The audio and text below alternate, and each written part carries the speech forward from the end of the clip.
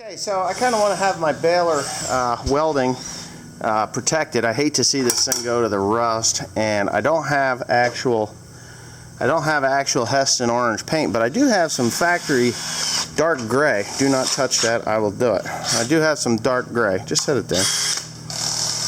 Actually, I'd like it on my drill, it's slower.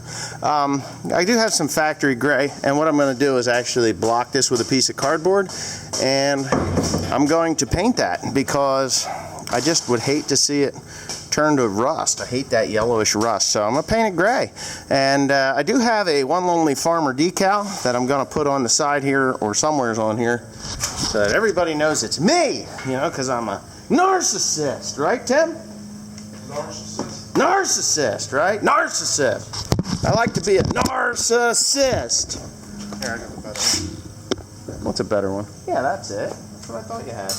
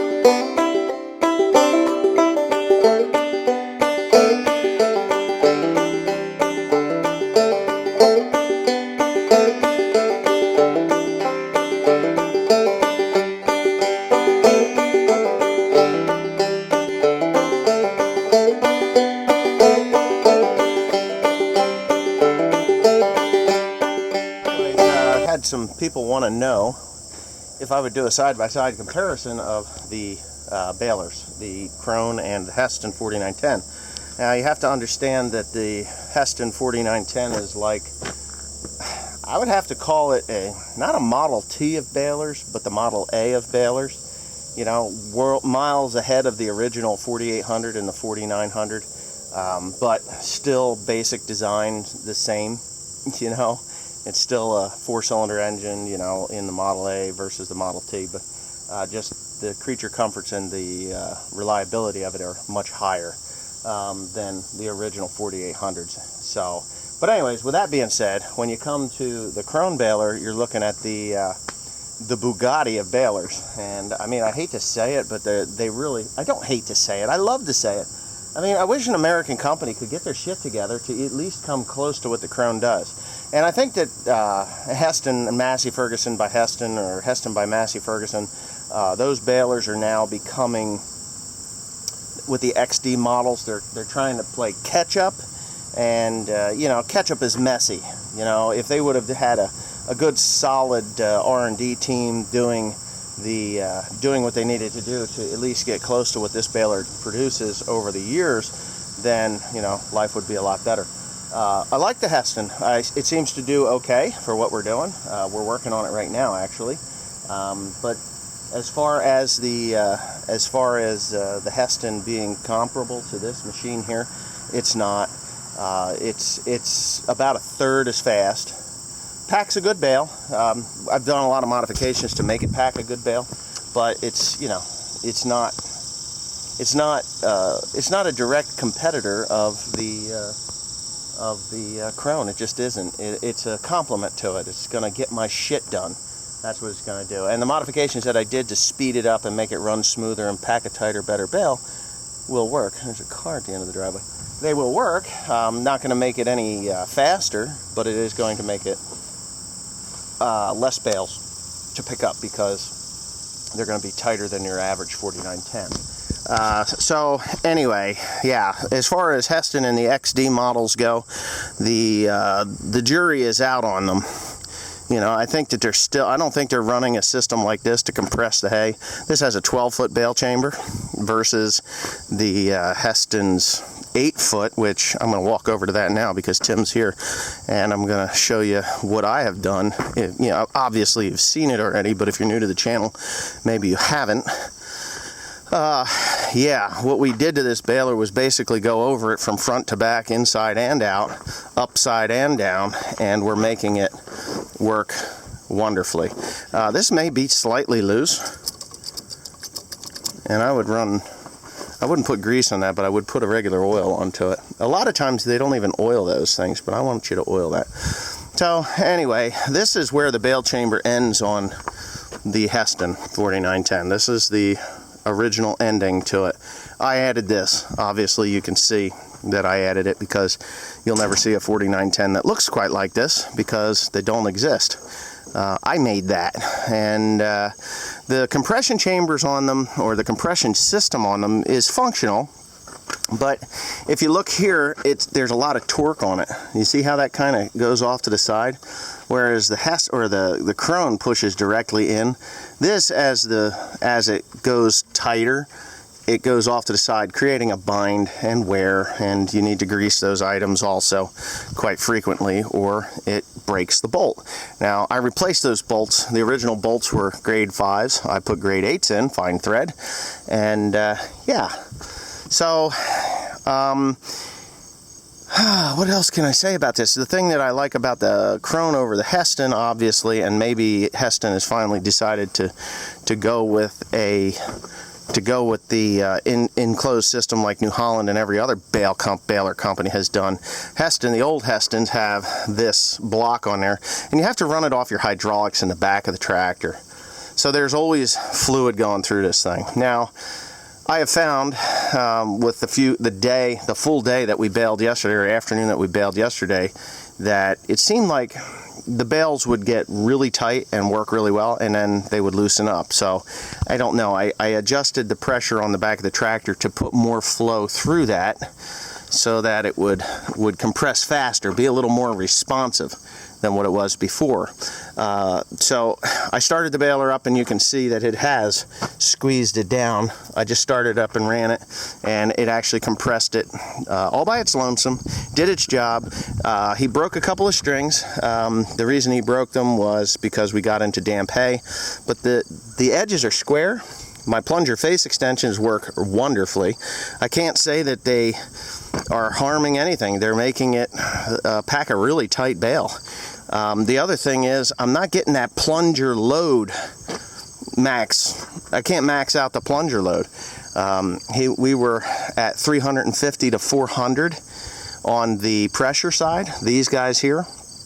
And he's got the load on this at the highest rate of 420, and we're not breaking strings, which is great. We are packing a heavy mother scratcher of a bale, and we're not, which is great. We're not breaking strings. It's compressing, it's filling.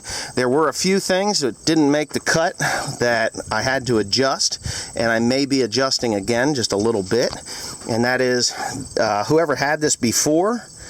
Had this baler before, and I think it was before the people that I bought it from, because it was a secondhand baler that they used for a very short time. I think they only used it one season, and I guess it just didn't work the way they thought that it should have worked.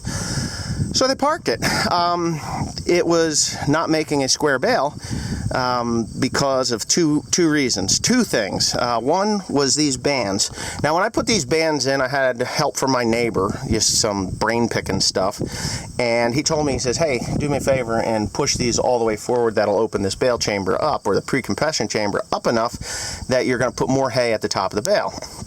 Well, that's all well and good until I put the poly lining in there.